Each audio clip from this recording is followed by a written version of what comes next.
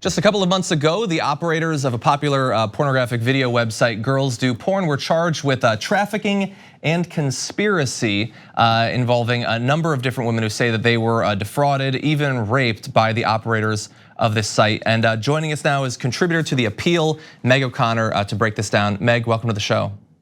Thanks for having me.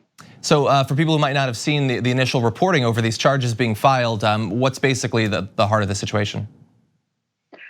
So essentially, these guys who were running Girls Do Porn, they had a really concerted effort to kind of trick women into filming pornography. They would seek out college-age women. They would post Craigslist ads in college towns where they said that they were seeking models aged like 18 to 22. The ad itself would take girls often to a website called beginmodeling.com, where they'd be greeted with still images of fashion models, and it would look very much like they were applying for a modeling job. Some women, after they applied, would get callbacks from the men running the website. And at sometimes they would learn at that point that they would actually be filming pornography. Sometimes they wouldn't learn until they flew out to San Diego. But all of the women were told that the videos they would be filming would never be posted online. They were told that the videos would be sent to on DVD only to private collectors in Australia and New Zealand, where the men, two of the men who ran Girls Do Porn, Michael Pratt and Matthew Wolfe, were from.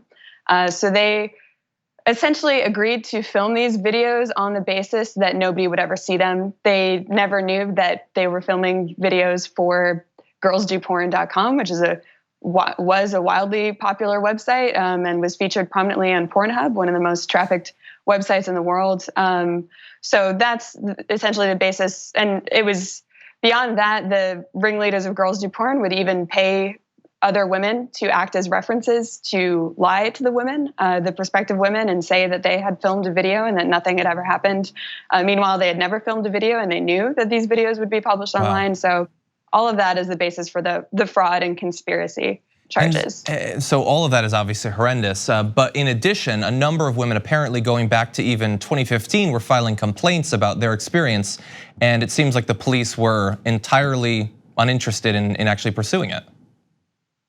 Yeah, there at least 3 women as far back as 2015 reported to the police their experiences with Girls Do Porn. They were all in different jurisdictions under different circumstances. So one woman in San Diego reported it. She was actually tagged in an Instagram post on Girls Do Porn's account. It was a photo of her sitting on the hotel room. And she's thinking this video is never going to be published anywhere, and all of a sudden she's tagged in an Instagram post saying this video is coming soon.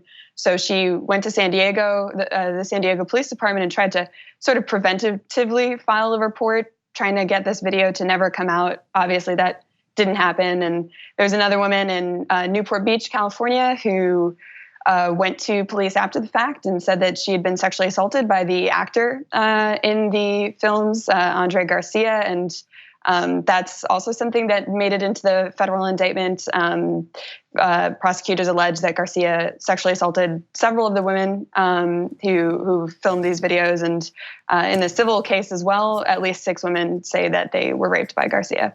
And so, I'm assuming as this goes forward, hopefully we'll find out a little bit more about what was happening internally in the police departments. But my suspicion as a relative newcomer to the story is these are exactly the sort of women who can least expect any sort of assistance from the police, no matter how bad what's happening to them is. Does it seem as if it's just, you signed up for this in one way or another? I'm obviously putting it in callous terms, but is this a case where the police just didn't care considering the nature of the work?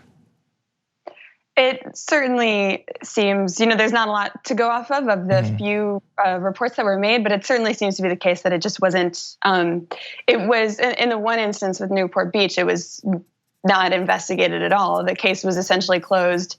All the officer said was based on a lack of identifying information. I can't determine where the crime occurred or who the suspect was, but the woman had given the police officer her phone, which had text messages between Garcia, emails from the recruiters, and that sort of thing. And instead in the police report, he focused on what she was wearing the day that she was raped. He wrote down she had not been wearing a bra and wrote down the color of her thong. So it certainly didn't seem like the priority there was the assault that occurred. Can I ask you a question? You did a write-up about this case on The Appeal several weeks ago. And I know when I have done videos about these sorts of topics involving exploitation of sex workers in one form or another, or maybe state level efforts to increase protections for people in this line of work, I have been extremely disappointed in the reaction. And it seems like the historic stigma against people in this line of work, if there has been improvement, it is difficult to perceive. I'm curious about the response to your write-up about this case. Well, there is always a certain, sect of people who are going to say, well, they decided to film porn, so they deserve it. Whatever came after that, that was their fault. And that's just an awful way to think about it. I wouldn't say that is like largely the response. Largely the response was sympathy for these, the 18. Like it's very easy to be tricked at that age. There's a lot of sympathy for the women in these cases, but yeah, there is certainly a response of like, well, if you accept having sex for money or having sex on film for money, then you almost kind of deserve everything that comes after that, which is, makes it, sexual assault in general is a very underreported crime and is difficult for any victim to come forward and report. But especially in cases involving any kind of sex work, there's just this whole added stigma to it that makes it even more difficult. Yeah, and I would say in advance of the comments on this video, if you are a guy who says there is no difference between recording a private video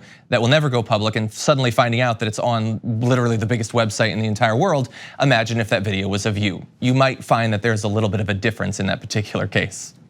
In any event, Meg O'Connor, thank you so much. Really enjoyed the write-up, and then perhaps we can touch base a little bit later on as the case develops.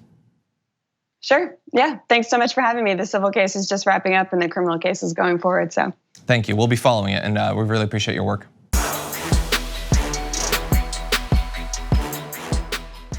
Check out the Damage Report podcast each day, wherever you get your podcasts, whether Pocket Casts or Stitcher or iTunes. You can join me as I give you the news and stories you want, with a range of co-hosts and interview guests jumping in on the fun each day. Again, that's the Damage Report, wherever you get your podcasts. And if you get them at iTunes, don't forget to rate and review. Sometimes I'll read them live on the show.